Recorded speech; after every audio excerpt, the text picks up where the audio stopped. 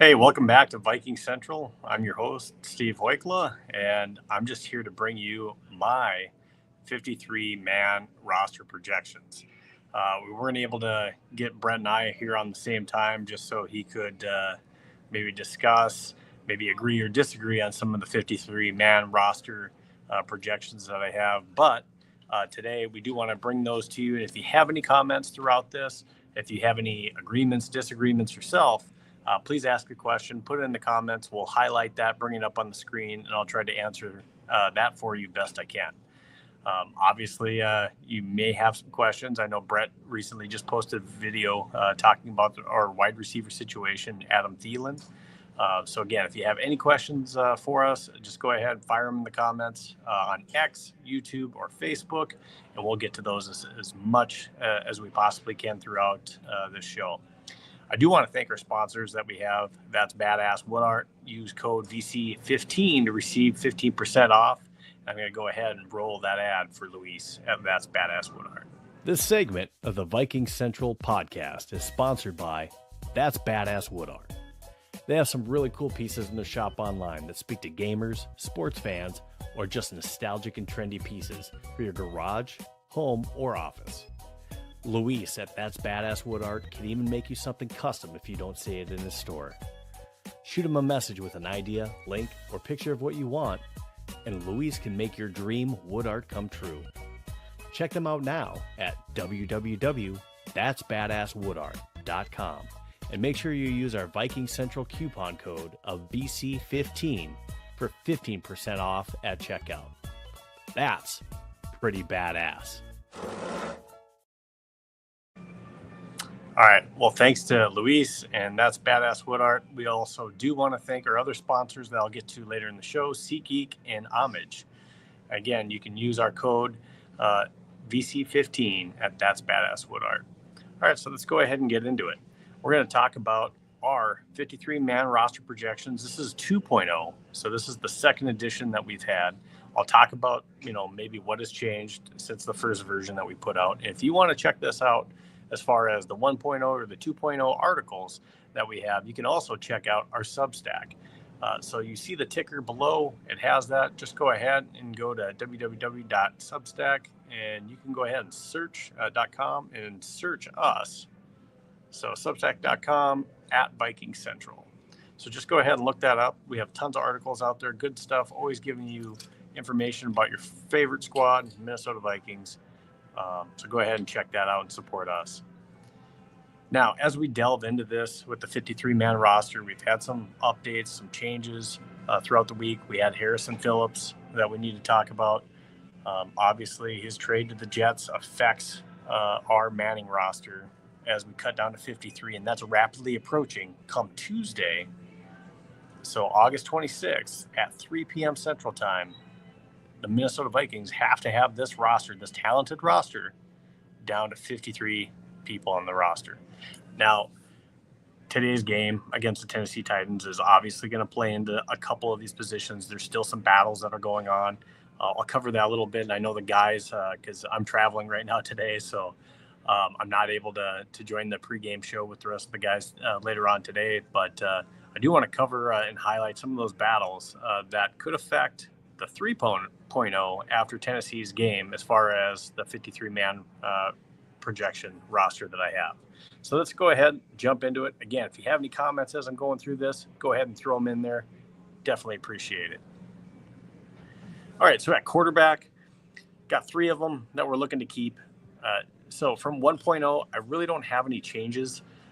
J.J. McCarthy, Sam Howell, and Max Brosmer out being Brett Rippon.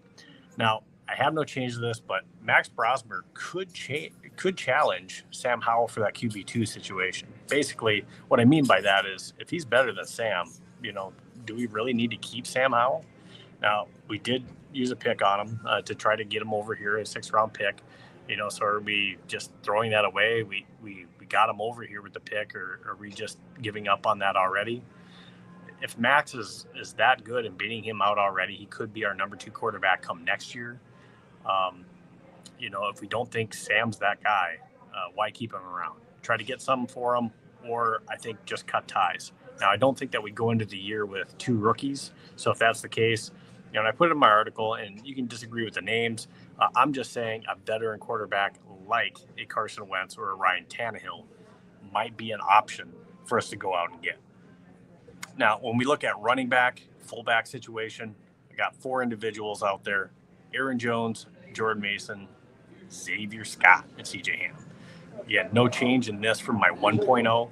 I still have Xavier Scott having that position. And who's on the outs? Ty Chandler, who needs to have a monster game today if he wants to have anything to say about Xavier Scott taking that third running back position for him. Trey Stewart, nice back. He might end up on our practice squad. And who knows, maybe he makes a run at it next year. I just think Xavier Scott's got too big of a lead for Trey to even make an imprint on that. Unfortunately for Ty Chandler, he's probably in the outs here. That doesn't mean that someone else might not come and get him off of our practice squad. And I think at this point, he probably doesn't want to be here if he's not going to get an opportunity to make the 53. He's probably going to look elsewhere. At tight end, we got TJ Hawkinson, Josh Oliver, and Ben Urasek. I didn't have any changes from my 1.0 on this. I did like Nick Vanette's play that he had last week, and Bryson Nesbitt. They kind of shined a little bit in our last game that we had against the New England Patriots. But, again, Ben Urasek, I think the team, at least for now, is pretty set on Ben Urasek being that guy. Still out on IR is Gavin Bartholomew. There's no timeline really set on when he possibly comes back and what we do with Gavin. But again, Gavin, there's a lot of potential. There's a reason why we drafted him, so that might be an interesting situation once Gavin Bartholomew has to or is able to come off of the IR. Now, the one that we're all waiting for and wanting to talk about is, of course, our wide receiver situation. Justin Jefferson, yeah, he's come back from that hammy. Should be ready for week 1, no problem, right? We know Jalen Naylor still has a hand situation, which I don't know, that whole situation as far as the timeline of when he's back, if he's back for week 1, week 2, that's a little bit cloudy. And if they think that he's not going to be ready for the first few games, do they put him on the PUP? And if they do that, he has to miss 4 games. So if that's the case, for some reason, again, there's just no timeline that's really been set on his injury as far as how bad that hand injury is. So if he were to miss 4 games, that could adjust whether or not 2 of these guys that are on the outs right now maybe make it. Then again, of course, we got the rookie Ty Felton. And then right now, at least for now, the 2 players that I have making the team, Thayer Thomas and Miles Price. Thayer Thomas, I'm just saying right now, Thayer, he's been practicing with the ones. He has that lead over Lucky Jackson, who used to have that. But again, Lucky Jackson has fell out of favor with the drops, especially that he's had in practice, and the 2 big drops that he had in the last game. We need wide receivers right now that can run good routes and also have great hands. I'm not saying Lucky Jackson can't do that. I'm just saying right now, Thayer Thomas is definitely showing that. Now, another guy, and you've heard me say this, and if you read my 1.0 and seen any of the other videos recently with Brett and I, my dark horse to possibly make this team is still Jayshon Jones. Remember, we signed him last year to a big $200,000+ practice squad contract last year. So we really do like Jayshon Jones. He runs good routes and he has good hands. So, he wasn't able to make the team last year, and again, he's a bubble player this year as well again. So he may still be on our practice squad, but depending on where we are with injury situations and free agent acquisitions, he could be there too, but he needs a giant game tonight to really try to overtake anything that Thayer Thomas has going. And he probably has a lot of steam, Thayer does, so that's hard to do.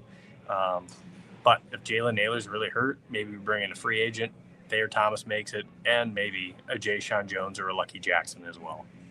Miles Price, we've talked about the punt return situation. Right now, he's just in the lead. I think starting out in the season, I think we all kind of assumed that Silas Bolden would be our kick returner, punt returner. And he just hasn't shown that magical burst that we've wanted to see from that position. So, I mean, the spotlight's really on him for any punt return, kick return situation, but he's not going to get all the love because he's still got to be out Miles Price. And Miles Price, I have him on there just because Miles Price, now he's not primarily a kick returner. He can do it. He's primarily a punt returner. And he did a lot of that in college. But he had 2 good returns, a 20-yarder and an 11-yarder. Those are good returns last week. And then he had an 81-yard kick return. So we haven't seen that from Silas Bolden. And Silas, if you're listening or you see this for any reason, you got to show out, man. If you want to make the team, these guys got to see you show out at that position and show that you can be a threat. So, and Silas Bolden had a punt return last week that he should have fair caught. He didn't. It was around the 20-yard line, and he let it go, and it bounced all the way down to our 6. Can't do that and pin our offense back there. So, again, he's a rookie. He's young. Those kind of mistakes, they're not going to be perfect. Those are going to happen. But when you're trying to make the team and you're battling against another guy, those are crucial mistakes that you really just can't make. So I expect tonight to be a good showing from both of these guys that are trying to make the team, and they're giving it their all. I mean, this preseason game may just seem like a throwaway game to a lot of people that aren't taking a look at some of these battles. But this will decide a few of these positions of who makes the team or not. So this is a big one to watch. Again, if you have any comments on these, if you think, hey, I'm getting it wrong somewhere, let me know. Let me know what you think. All right, let's go to the next one. Offensive line, Christian Darisaw, Donovan Jackson, Ryan Kelly, Will Fries, Brian O'Neill, Justin School, Blake Brandell, Michael Jurgens, and Walter Rouse. I really don't have any changes from my 1.0 here. I know we like Joe Huber, but just, who are you going to cut to keep 10 offensive linemen? We are so talented in some of these other spots, or we just need the depth because of injury concerns in some of these other areas. I really think we only keep 9 offensive linemen. And unfortunately, Joe Huber, we're probably trying to get you onto the practice squad and sneak you in. And then you have some other names listed. I think it was possible that like a Henry Bird was in the running, or Zeke Corral as well too, possibly. But were any of those guys going to beat out, a Michael Jurgens or a Walter Rouse? I don't know. The one I could have seen is maybe a Blake Brandell, if they were talented enough, and I could have seen them cutting Blake if they had enough talent there, but that just hasn't been shown. If that was the case, and the only reason I say that is because of his contract and trying to save money for 26 if we had the depth behind it. But I just haven't seen that Blake's going to be on this team. On the interior defensive line, I got Jonathan Allen, Javon Hargrave, Jalen Redmond. Jalen Redmond, man, you've been showing out. And that's one of the reasons why Harrison Phillips isn't here, is Jalen Redmond and Tyrion Ingram-Dawkins. Man. And then Levi Drake Rodriguez and Elijah Williams. That's who I have making the team. Now, Harrison Phillips has been a stand-up guy in this organization, team captain. One could argue, man, he's a representative for the Players Association too for the team. There's not enough good words, good things that you can say about Harrison Phillips as far as what he's meant to this team, what kind of, just he's done all the right things. He's done everything the coaches have asked of him. And as a fan, I mean, bravo, buddy. You did a great job here. I wish you all the best. And hopefully with the Jets, you do great, man. Thanks for everything that you gave here in Minnesota. So that's what I can say for Harrison. When I break this down too with Harrison, he was, and Judge Zolgad had mentioned this. I saw this on Twitter too, on X. Harrison was getting runs with the 2s, and you saw Jalen Redmond and Tyrion Ingram-Dawkins getting runs with the 1s. And I think that was kind of telling. Now, and I don't mean this in a bad way. I mean, because it's not like his contract was egregious, but I don't think the money piece was such a big thing as much as it was we're just really deep at interior defensive line. Now, you rewind the tape back to last year. We were not deep at interior defensive line. We just weren't. We weren't getting the push. But this year, Jonathan Allen, Javon Hargrave. Okay, we added 2 guys. That's great. And you might say, well, why get rid of Harrison Phillips if we really needed that last year? It's because Jalen Redmond took such a big leap towards the end of last year and then now into this year where he got even better. So between that, Levi Drake Rodriguez is better than he was last year. And then just Tyrion Ingram Dawkins came and showed up.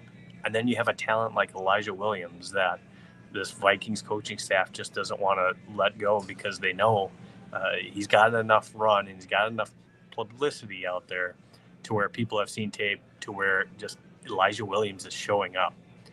Especially the team that we had brought in, the New England Patriots, got to see that.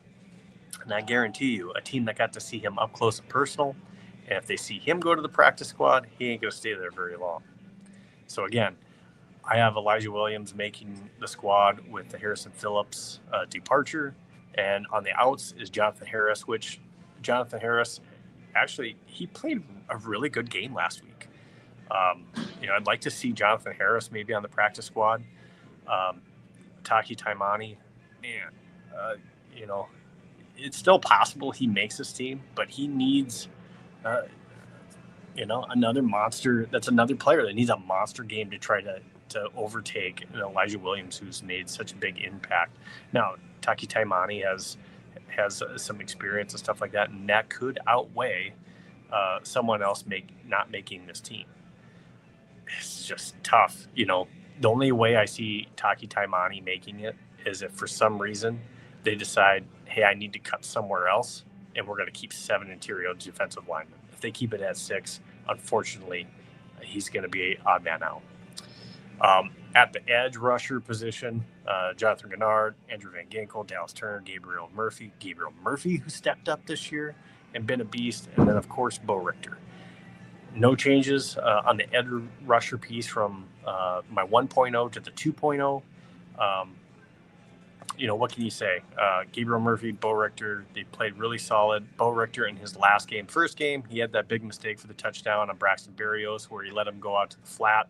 That was a missed coverage there that allowed the touchdown, but he bounced back in that second preseason game, and he showed up all camp long. So Bo Richter, I think you've earned that spot. The tough one to let go is Chaz Chambliss and Tyler Batty on this second on these outs, just because I think they've done well too. So hopefully we can see both of those players on the practice squad. Hopefully they don't get snatched up by another team. The next one I'll get to is our linebacker core.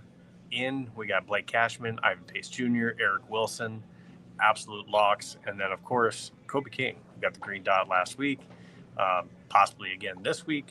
He's shown a lot of progress as well too.